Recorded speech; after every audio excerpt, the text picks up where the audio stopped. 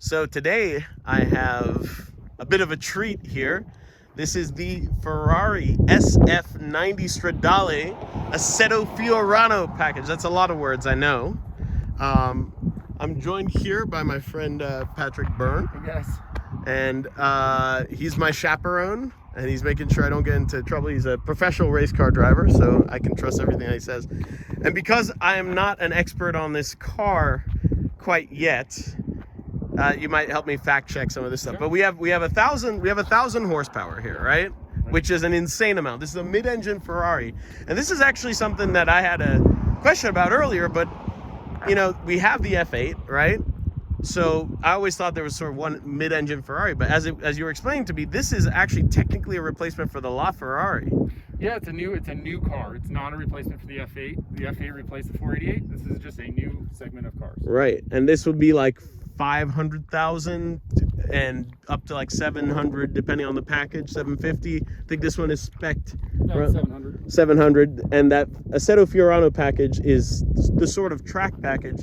Though after driving it, I do realize that this isn't a track car in the way that maybe a Pista is, or like a Speciale or something like that. Like, it's actually quite nice to drive on the road. This is the first hybrid, right? Plug-in hybrid. This is the first plug-in hybrid, as evidenced by the fact that we were driving around in full electric mode. And it has this like musical quality to it, which is kind of interesting. I think they designed that on purpose.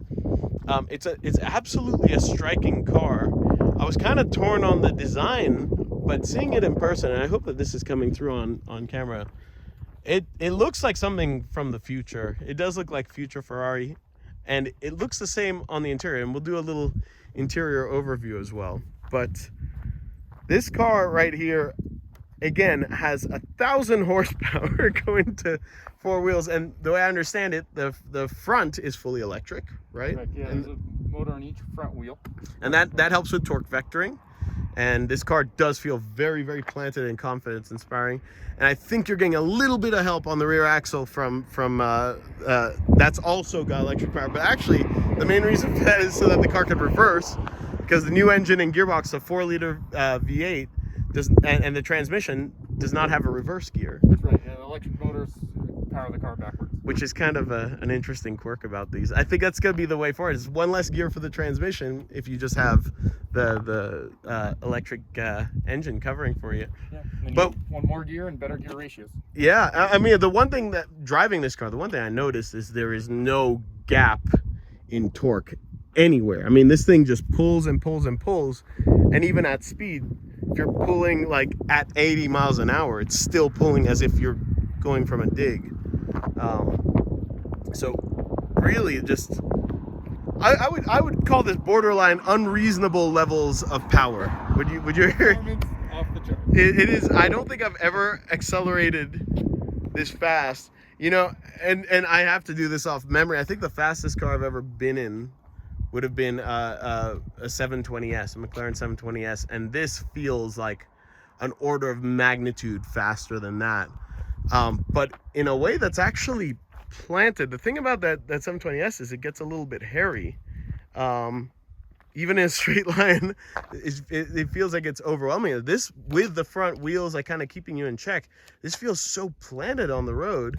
And the thing that blows me away about it, with this track pack, and with the fact that it does feel planted, it does seem to turn in just very direct, everything feels super connected, it actually rides quite nicely on the road. So that's something I don't quite understand. I think there's probably magic suspension happening, and this is non-adjustable. If you get the Assetto Fiorano package, it's not adjustable. You don't get your bumpy road mode, which I'll have to admit, when I got into the car, I was kind of worried about it. I was like, okay, we're gonna be in for a back-breaking ride, especially with the carbon seats, and it was shockingly comfortable. I mean, like, this is totally a dailyable car, even with the track pack, which, you know, if I had the money and I was in a market for the car, I normally would say, nah, I'll probably skip that so I'm not miserable all the time. But that's actually probably how I would spec this car now.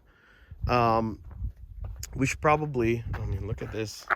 So you're just evolving the design language here with the side intakes, and you've got this sort of split here. I'm guessing this is cooling the engine.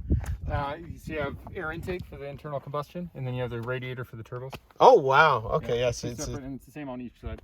Yeah, that's beautiful there. And then speaking of beautiful, we also have. I love it. I love this throwback. What do you call those, louvers? Yeah, like yeah. through the, and this is like Lexan. this is Lexan, like they're using on all the race cars. Can we pop that real quick? There's one thing that's really cool about this engine. It totally caught me off guard. I don't think I've ever seen a lower mounted mid-engine in a car, and I don't know. Oh yeah, we got to prop that up. Thank you. I don't know if, like, it almost from here, it's the way the sun is sort of hitting it. It almost looks like there's no engine. So it's just deep down in there. And as we all know, because of physics, the lower the engine is, the more better the car is, right? I believe that's a technical term. Like, you get lower center of gravity, and everything is kind of low. The batteries are kind of low in there. And it does help with the car just feeling very planted as you change direction.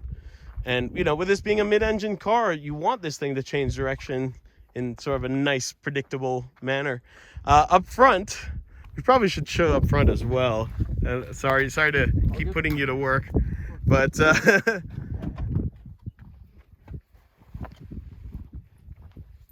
but yeah, up front, we've got what I'd say is maybe the only downside I could see of this car is probably the smallest frunk I've ever seen.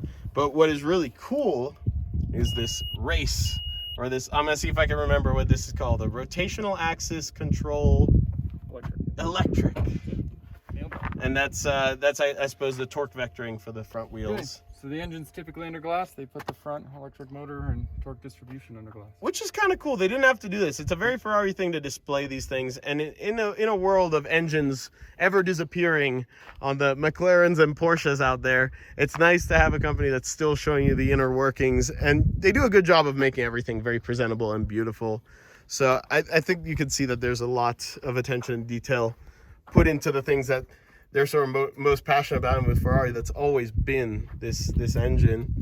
And this is I guess calling it revised would be the wrong word, because it's not really much to do with the old 3.9 V8, even though this is twin turbo as well, right? But it's a 4-liter twin turbo, and it's just kind of redesigned from the ground up, Pretty right? well redesigned, yep. Yeah, and it's built specifically for this car. Correct, yeah. With a new transmission and getting everything a lot lower, they redid the whole thing. So driving this, everything just feels like it's in its right place. And I have to say, I was a bit skeptical because, you know, usually first attempts, you're like, okay, that's cool, but, you know, let's see where they go. But I'd say that they really nailed this, the hybrid system, and maybe it's coming a little bit later in the game. They can sort of learn from other people's mistakes, but it's seamless. Well, with LaFerrari as well as F1. That's true. That's true.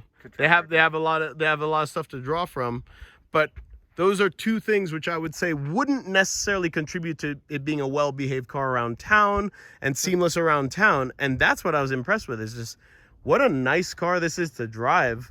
If you wanted this to be your daily, and if you didn't, you know, if you had the funds and you didn't care about like carrying home a lot of groceries, this would be a really, it's nice to cruise around in. You could do it without angering, you know, the environmentalists, because you could just do how many miles did we do in the all electric mode? Probably like 15 miles. Yeah, or so. 15 or 20. So if you have like a shorter commute, you could do that too. Really phenomenal stuff. And I wasn't expecting to be kind of blown away, or as blown away by this car as I am. But, you know, up here on twisty roads, it really just comes together in a way that I feel like a lot of newer cars fall apart, where they start to feel a bit more removed. And yes, they're faster, and the lap times are faster, and the stat sheet looks wonderful. And then you drive it and you feel like there's something lost. Like this, you could tell that connection was prioritized when they were designing this. So yeah, I'm gonna probably wrap up the exterior here because I've been rambling for a while, but really blown away.